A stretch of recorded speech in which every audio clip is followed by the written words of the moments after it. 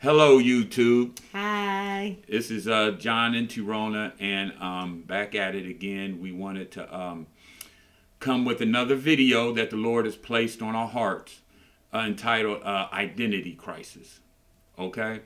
Before I get into that, I just want to say I hope everybody had a good Thanksgiving, and that because this identity crisis has a lot of material to it, we're going to do a two-part. Okay, first part being myself, based on the male, based on the man. Okay, from my perspective, from my view, as it pertained to my marriage. And the Okay. second part will be on a female, a woman, a wife. My view. Yes, because only a female can give her view, and only a male I can give my view, based on our identity, based on the experience of our marriage in the beginning when it failed. Okay, this is something I was thinking about while at work. I'm thinking like, Lord, what? Because my marriage now has been successful as far as how I look at my wife, how I treat my wife, and even how now that I look at myself. I wanted to know where I went wrong. Like, why did I become that type of man that I was in the beginning? Where was my thinking gone askew at? What happened? Because I was raised under a father and a mother who raised me, not just in the church, but I seen that my father, what type of man and how he treated her. So what went wrong with John Hogan? Okay, and thereby marrying my wife and getting a divorce. How did that come about? But before we get into that, Hmm. we want you to like, share, subscribe, and comment. Yes, please do. It helps us as we do these videos to become more professional and to get out more material that we feel may help someone. Like I said, we're only doing what's based on our experience. We're not trying to preach or teach to anybody. We're just trying to help somebody avoid the pitfalls or the things that we went through. And maybe, just maybe, it might help you. Okay, so I'm gonna get started here. Now, how this first came about when I was reading my Bible and in Matthew, and I have some notes in my Bible. I always like to go back to that and to give scriptures, so whoever want to follow up, you can follow up. Okay, so right here I have in Matthew chapter 19, verses 3 and 4. I was reading, and it says, "The Pharisees also came unto him, tempting him, and saying unto him, Is it lawful for a man to put away his wife for every cause?" Okay, they're talking about divorce. And he answered and said unto them, Have ye not read that he which made them at the beginning made them male and female? Now, that was always interesting to me because Jesus never really answered the question of divorce. Okay, he just went straight to male and female. I was like, Lord, what is that about? Because I got a divorce. So you're saying that in the beginning he made them male and female. So what I had to do, I said, well, let me go back to the beginning because I want to see what went wrong. If the Lord's not addressing the divorce and he's saying I'm going back to male and female, then basically what he's saying is divorce is the symptom. It's not the cause. Right. Okay? An analogy would be this. When I got hurt a couple of months ago, I went to the hospital and they prescribed to me pain medication, okay, for the symptom. It wasn't until I seen my doctor that he said, John, we're going to deal with the cause that's causing the pain. And once he did that, the symptoms stopped. I didn't have to take that medication no more. And this, I believe, is what Jesus was saying. What I took, like, okay, divorce is just a symptom. Something's more bigger. There's something's more deeper than that. Okay, so I went back, and that's why he said male and female. So let's go back to the beginning, and I just jotted down for time's sake some scriptures on this, and you can follow along real quick because I never like my videos to be more than 20 or 30 minutes. But like I said, for this material, it may be 20 to 30, maybe 30 minutes long. So just bear with me. Back in Genesis, okay, when he created man, it says in Genesis 1:26, he created man in his image and likeness. Okay, so the first thing God did for man was gave him his image and likeness. Now that word man right there, he's talking about both male and female. Man is the species, okay? Like, and male and female are the different kinds of species. All right, like in every species, you may have the species of, say, dog, but you got different kinds of dogs, okay? Or cats, different kinds of cats, and the different types of animals always have different kinds, male and females, but they're one species. So we were created, from what I'm reading here in Genesis 1:26, in his image and in his likeness. Well, what's his image and likeness? And I went and looked this up, and it says this: God's image and likeness refers to his nature, his constitution, a body of fundamental principles, his place of authority, his purity, his rectitude or moral correct behavior, or righteousness. So we have, if we're created his image in his likeness, this is some of the traits we should have: moral behavior, correct behavior, righteousness. We should have a body of fundamental principles, all in his nature, based on who God is, not who we are. Now, who is God? And some of his image and likeness is in Galatians 5. I'm sorry. And that's love, joy, peace, long suffering, which means patience, right, and temperance, which means self-control. Right. Yeah. Giving and forgiveness. This. So if you want to say, everybody tends to say, well, this is what I believe moral behavior is, and this is what I believe the truth is. Well, if we were created in his image and his likeness, that means we came from him. So that means we have them attributes of love, of giving, of forgiveness, okay, of joy, of righteousness, based on how we treat people, temperance, like my wife brought up, patience. Now we know because of the fall of man, we took on evil also, the knowledge of evil, not just good. So then that's where being selfish and greedy and hate and all them other attributes came about after the fall. But I'm going before that, because God told the Pharisees in the beginning, okay, when he created, this is male and female. This is what he created. Okay, so one of these are some of the attributes, the image and likeness of God, that I should have, and I do have, right? Because I come from him.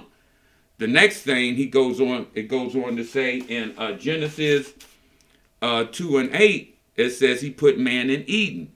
Now that word Eden doesn't mean, I found out through study and research, isn't the name of the garden. That word Eden in Hebrew means a spot or presence. Okay, so that means God's presence. So God created man and took him and put him in the garden in his presence, which is Eden. Okay, wherever you find a presence or spot where God is, then you're in Eden. Okay, you're in his presence. I like that. Yeah. So the next thing that's a qualification or attribute that a male should have is to be in God's presence, which makes sense, because I want to be in the presence of my creator. Or I like to say manufacturer. Okay, I think about this, that I have a relationship with the manufacturer who manufactured my car. I have a manual in my glove box. Whenever something goes wrong, I refer to it, or I take it for oil change and tune up to one of my manufacturer subsidiaries or garages, because they know the car. The manufacturer knows how it's supposed to function or how it's supposed to operate, right? Mm-hmm. So why wouldn't I, as a male, not be in my Creator's presence.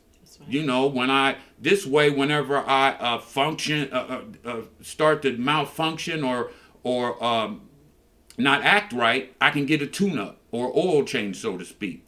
I can refer to the manual, which is the Bible, which my wife likes to call, what's the acronym? It's Bible, the Basic. basic instructions before leaving Earth. Basics instruction before leaving Earth, which makes sense.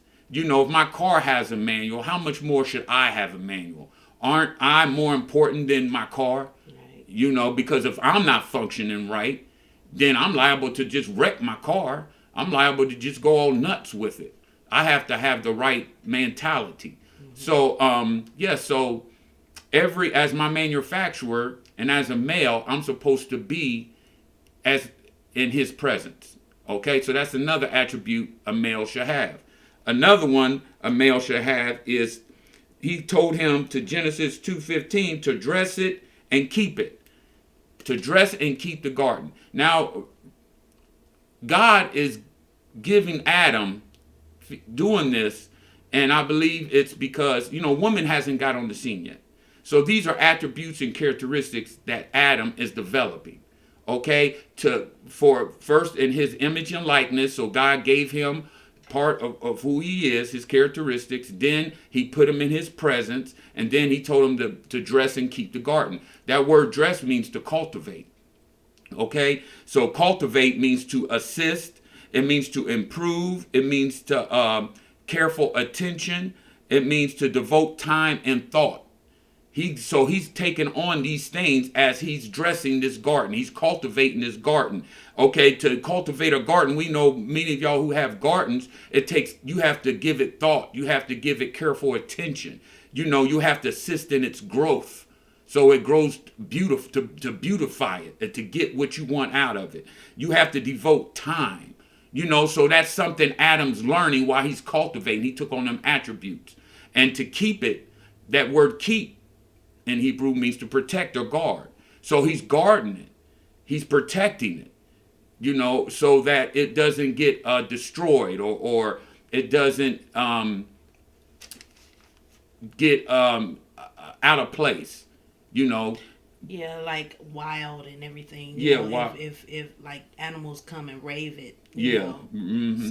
So he protects it. So that's another attribute of God put into Adam, put into a male.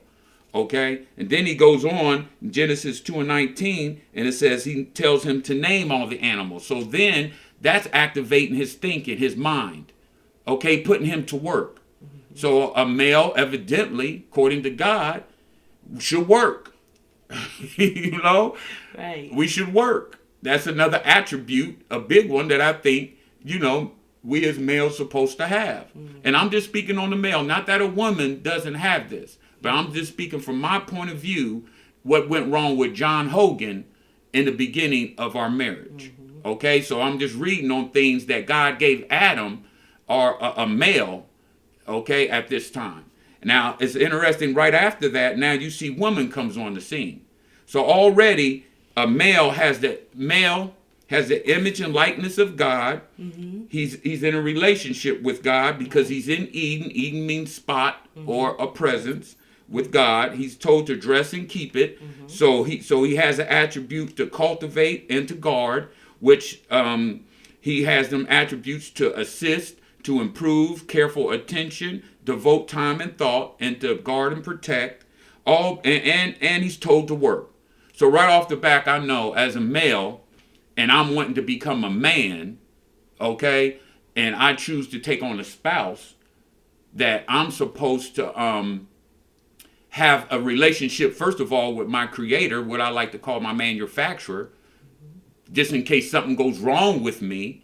And we know in this life there are many tests and trials. There's many things that happen that frustrates us, that gets us angry. Mm-hmm. And we tend to want to lean toward our own understanding and go take care of it ourselves.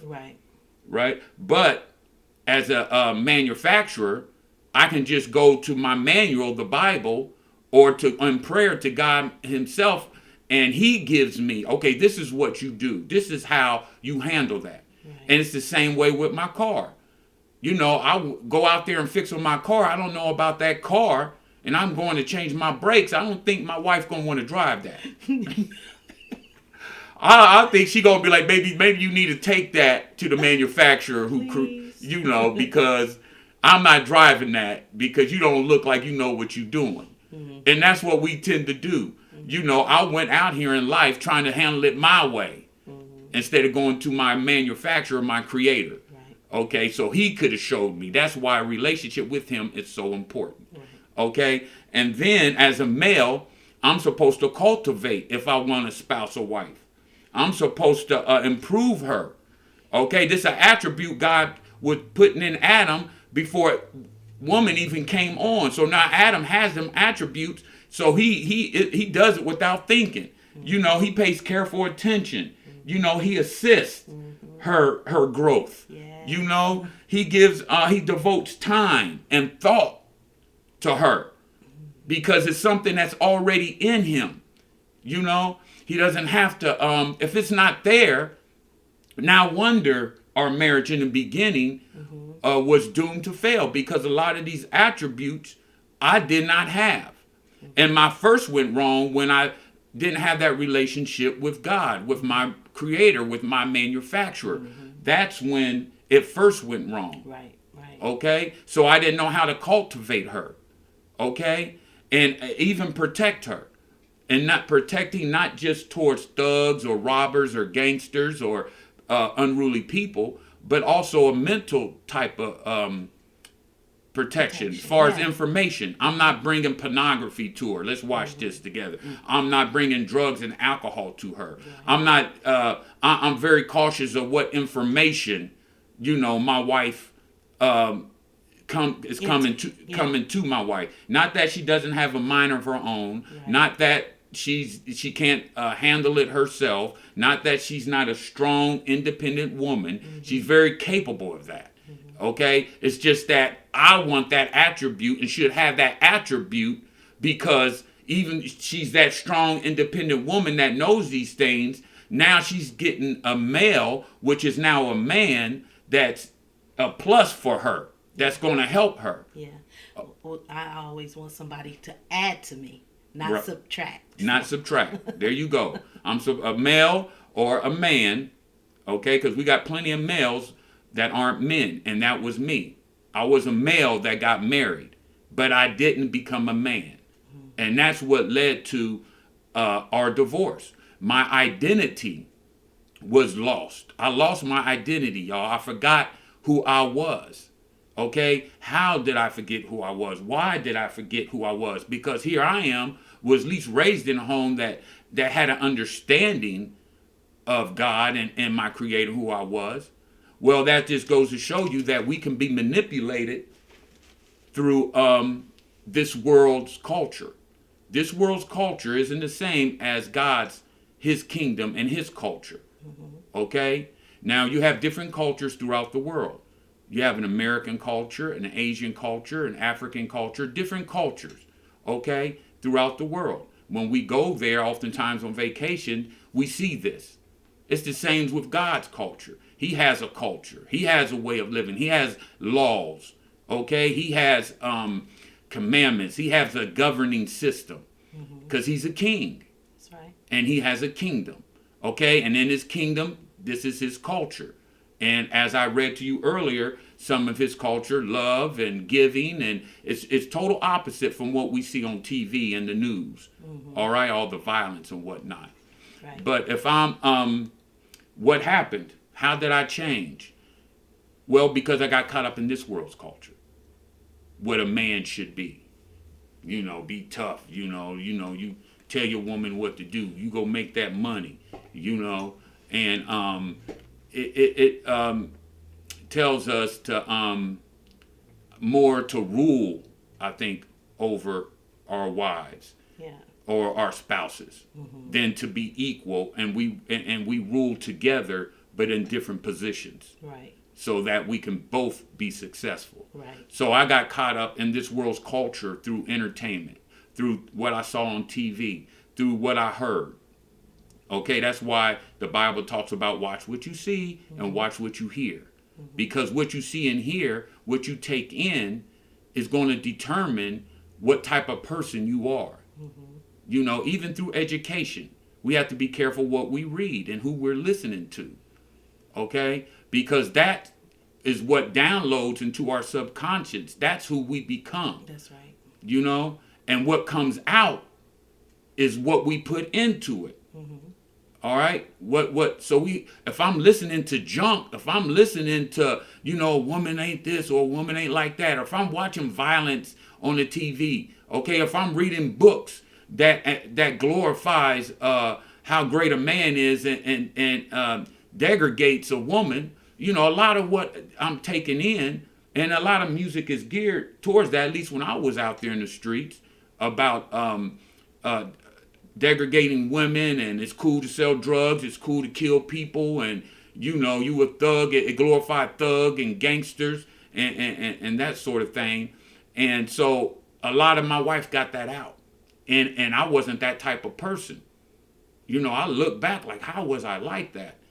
And I eventually got caught up in that, doing drugs, selling drugs, drinking, because she got out of me what I put in me. Okay, so the Lord let me know that's how you lost your identity. You lost when you separated yourself from me, from your manufacturer, John. You started to try to operate and function on your own, and so you broke down. You malfunctioned. Okay, and so you took in whatever information that you were around. You took in because you're living. And that's what your wife got in return. So, like I said, on identity crisis, and I see this a lot, and I try to, when I talk to the young men or a lot, it's more, I try to let them know than just what you listen to and what you watch matters. Trust me. I thank the Lord that I went back to my roots and got back with my manufacturer, got back with my creator, and said, fix me. So I had to go back on that assembly line, and, they had to retool me. God had to, that's why he says, be ye not conformed, but transformed by the renewing of your mind. Be not conformed to this world. Don't conform to this culture. And me as an American, if I go visit, say, Russia or China, I'm not going to conform to them. I'm an American citizen. I'm going to still be an American citizen in Russia. Right. I'm not going to conform to that. Okay? I left an American citizen with the way I talk, the way I move, the way I dress. My thinking is that American culture. When I come back, it's going to be the same thing. Now, if I come back and I'm Russian, and I'm taking on their culture, I'm like, well, what happened to you? We don't rule our women over here, especially if it's the culture of the Arab nations who believe that a man rules over his wife. You don't do that, especially with a woman. Like, you're liable to get hurt. Like, I don't know what type of culture, you think you are right now, or what you done took on, but you need to transform. You need to renew your mind and come back to the American culture. But that's what I love, that scripture, because he says, don't conform, don't be weak, don't fall for the enemy's tricks. Don't let music, when you listen to music and you watch TV and different, all these things you're taking in and books you're reading, you're conforming to this world. You're becoming a puppet, you're becoming a robot, a clone. That's what I was. I was becoming what this culture wanted me to be. We're coming up on 25 minutes. So. Coming up on 25 minutes. That's why I love my baby. That's my help me right there. We're coming up on 25 minutes here, so I'm going to go ahead and let you guys go. Like I said, there's a lot of material in this. Maybe I'll do another video on it, but I just wanted to do the identity crisis based on who I was as a male and why it led to my divorce. My divorce was imminent. It was right there. All the red flags was there. Okay? I didn't have that relationship with God. So my advice to any women and men out there looking for spouses, okay, I will go by the blueprint that God put forth, because we were all created by him. So your manufacturer says you already got his image and likeness. Check. Okay. Relationship with him. Do you know the Lord Jesus Christ? And not just know him, but do you have that relationship with him? Okay. Or do you have a relationship more with your car manufacturer, your cell phone manufacturer, your TV manufacturer, your clothing people? Is your relationship more tight with them than it is with Jesus? You know, we can name the different styles of who coming out with clothes and the cars, and we know all that and have a relationship with them, you know. But what about Jesus? What about the one who created us? Do we have that relationship with us? You know, so when we're looking and talking to somebody, do you know Jesus? Do you have a relationship with him? Okay. And next, it would be, what did I say there, baby? Do we, okay, to cultivate and protect. Mm-hmm. You know, is a man able to cultivate you? Can he protect you? Can what is he bringing to the table? Is he a plus or is he a minus? Right. You know, and this one, and a lot of ladies might think this is the most important one, but being with God is the most important one. Does he have a job? Is he working? And not 5 or 6 jobs like I would do, you know, in 1 year, but one job. Does he have a vision? Does he know where he's going? And how is he going to get there? If I had took on these attributes and had this knowledge at that time, me and my wife never would have got divorced. We would have a whole lot more financially, even though God has blessed us now, when he restored us, you know, and our kids would be better off. But we thank the Lord for his protection and keeping us anyway. Okay? Mm-hmm. So these things is just helpful, and a little advice, you know, to those out there who are looking for a spouse, looking to get married or in a relationship. It's never too late to turn things around. That's right. You know, God turned me around. He turned me around. He turned us around. You know, we often see real quick, we see these cars in the junkyard after 50 years of sitting there. People go and restore them. Often they come out looking better than when they first come off the assembly line. Mm-hmm. Okay? And sometimes you get people that will customize them and you know, upgrade them. Yeah, yeah. Okay? And that's what I feel God did to me. He took me out of that heap of the junkyard, okay, being a cool fool, okay, and took me out of that pile of the junkyard, and he retooled me, and he customized me. He tuned me up, you know, and bam, got me out there looking good. But he worked on the inside first. Got my engine and my transmission tight. Then he worked on the outside. Yeah. Just a quick analogy. But so my time is up, and I just want to let you know, if you don't have Jesus Christ in your life, seek him out. Seek out a relationship. Read your word. He's all right there, all his thoughts. Get them principles. Them principles are true, and they work. Okay? And remember, men, that the mind is the standard of the man. Okay? Whatever we think in our minds, whatever we bring to our minds, that's who we are. Whatever we put in us, that's what's coming out of us. Okay?